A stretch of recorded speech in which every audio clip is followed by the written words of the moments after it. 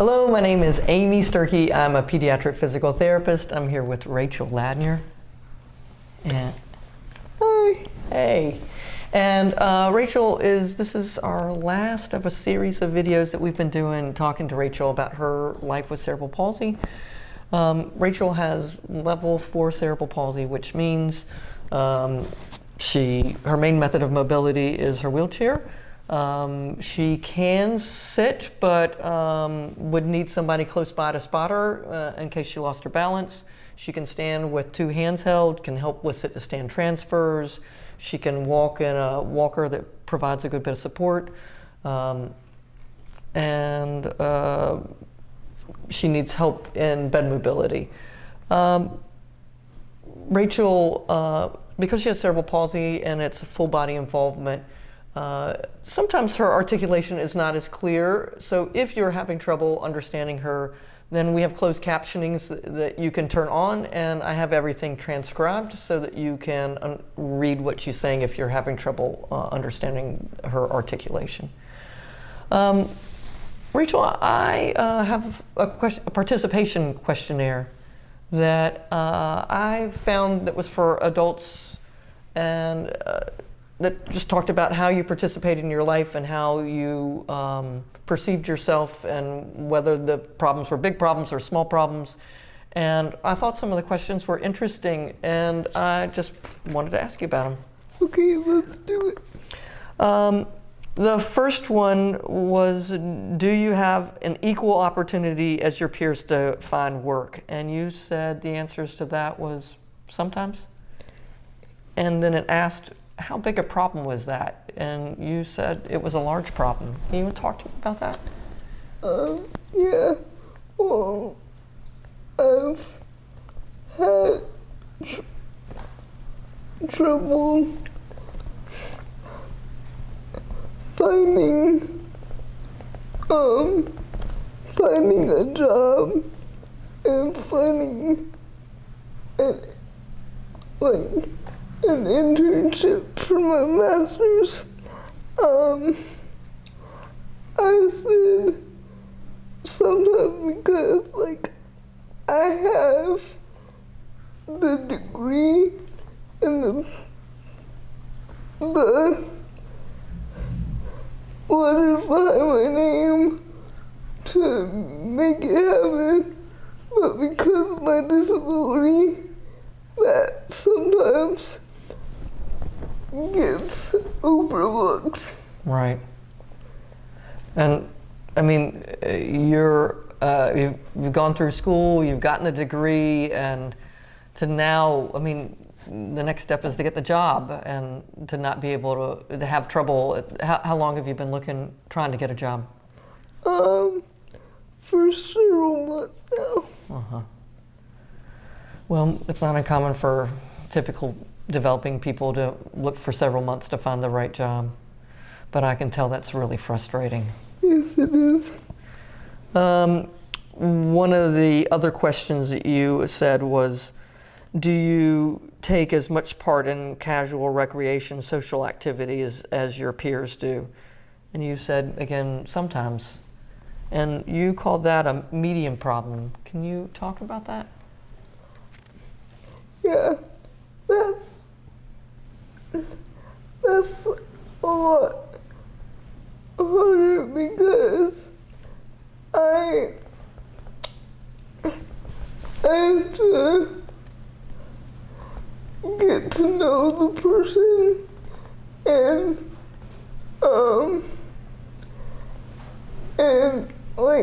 basically teach them how to take care of me or have a caregiver there.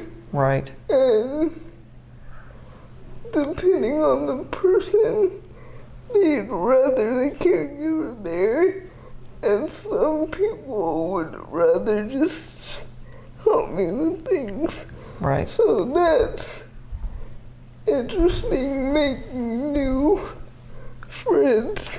Because it seems like, well, let's just start with the obvious. For you to go out to have coffee with somebody, you'd have to have a handicap accessible van. You don't drive, right? No. So you'd have to have some way to get there. It's not like you could call up an Uber and go easily. I mean, right? No, because a lot of the Ubers aren't accessible. Right. So So then once you get there, say you go out to eat with someone, you'd need help to eat. yeah, You'd need help to drink. yes, So you could go, and then if you have to have a caregiver there, I mean, if you're talking with a friend, you might have things you want to talk about that you don't necessarily want to talk about in front of a caregiver, right? So all of that makes it tricky. So like you say, you'd either have to have a caregiver or your friend would need to be able to help take care of you because yeah, yeah. So that does make it tricky. And I mean, you're at the age where people go out and do things, and that's all tricky for you. and I've had situations where I've been with a friend and somebody out thinks that they're my caregiver, and I'm like, I hang out with friends too. Not everybody that hangs out with me needs to get paid. Right. Right. Right. I can see that would be, for me, it would be a large problem. Let's see. Do you have the same respect in the community as your peers? You said sometimes, and that it's a large problem. Tell me about that. I feel like we've kind of talked about that in some of the other videos, but like, I don't get the respect.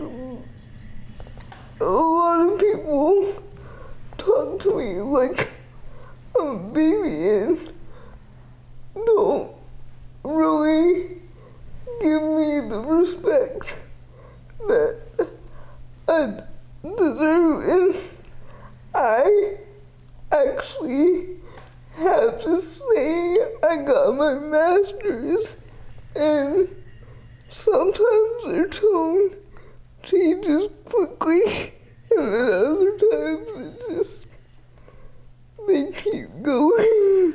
It seems like maybe in that same example of going out to eat, that the waiter would come up and speak to your friend and not speak to you, or I don't know. It just seems like those kind of things would happen, that you wouldn't, in those kind of situations, you wouldn't feel as respected. Yes. Yeah. Do you have the same opportunities as your peers to start or maintain a long-term relationship or a life partner? You said sometimes, and it's a large problem. Have you had any dating experiences? Yes. I've had one, and I honestly, think I started the relationship because I was tired of feeling like I was never going to be a part of that life stage. You thought that dating and marriage and all that was never going to happen to you, so when you saw an opportunity, it made it more likely that you were going to jump into that. Yeah, and he was disabled as well, and he was hemiplegic, which means only his legs were affected. Okay. And he felt like he was better than me for some reason. He actually, at one point, told my parents, or told me, that I should be glad that he was giving me a chance to date someone. Yeah. Yeah. And I could see where that would be offensive. I said goodbye to that. Yeah. So, I think that trying to find someone who can treat you as an equal peer, I mean, I think that's critical in a relationship, and that's going to be an interesting thing for you to navigate in your life. yes. Let's see. One of the other ones was, are you comfortable meeting new people? Sometimes. And you called it a medium problem. I said that because, mainly because my speech is affected in a lot of people, when I'm out in loud spaces, just don't understand me. Right. And it's harder for me because I'm trying to be more clear, and they to make me feel better, they just assume that they know what I said. Oh gosh. Instead of asking me, so that's always interesting. So if someone's speaking to you and they didn't understand what you said, you want them to go, hey, I'm sorry, could you say that one more time? Is that what you want them to say? Yes, because I can tell in your body language that you didn't get it. They didn't get it. Yeah. So it's better for them just to go ahead.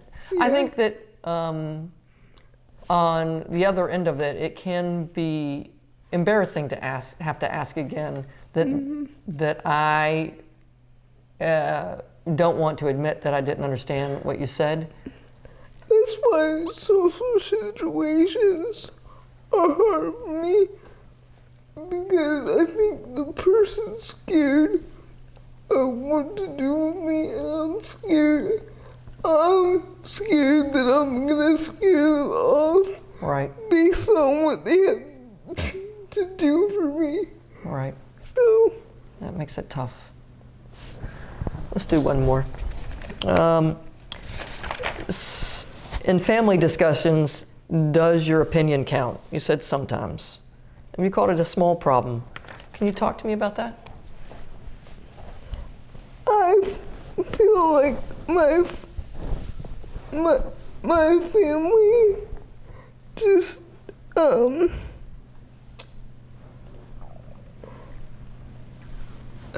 assumes they know what I need because they've been around me so much that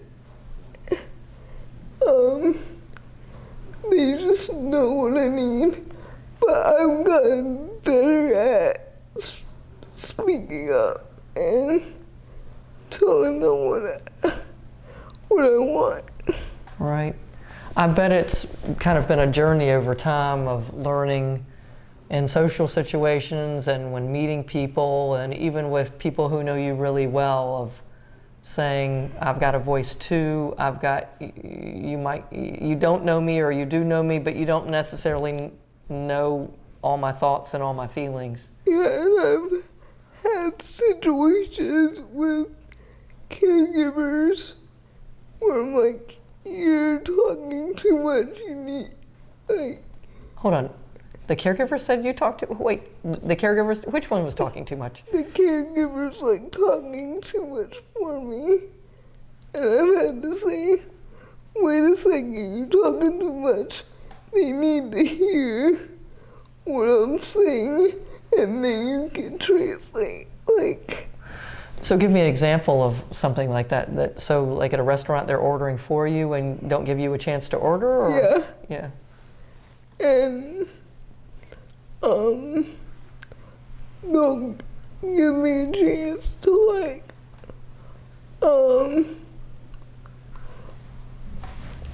talk, or I'm taking too long to talk, and they know what I'm gonna say, so they Finish your sentence for you. Yeah. Just like that. Yeah. So in those situations, you're just learning to say, I've got this. Yeah. Yeah. It's all a lot of unique challenges that you have to navigate in your life. And you also have a real opportunity, because the research says that if you know one person with cerebral palsy, that you can change their perception of people with cerebral palsy from that point forward. And as you're out in the community, you can change people's lives, so that the next time that they see somebody out in public, because they've met you, that they won't assume that that person can't speak for themselves, that they can't have a degree, that they can't have their own wants and desires, that they won't want to live on their own, that they won't want to have a job. And in some ways, you're able to change perceptions of people through your life. So your life is also a real opportunity. Yes. I'm so glad we got to talk to you. I'm so glad you got to talk to me as well. I have just enjoyed this conversation, and I think it's going to help. It's helped me, and I think it's going to help a lot of people too. I hope you've enjoyed this, and I'll look forward to talking to you next time. Thanks a lot. Bye. Bye. If you liked this video and would like to be notified by email when the next video comes out, click the subscribe button here and click the golden bell icon and ensure notifications are enabled on your account.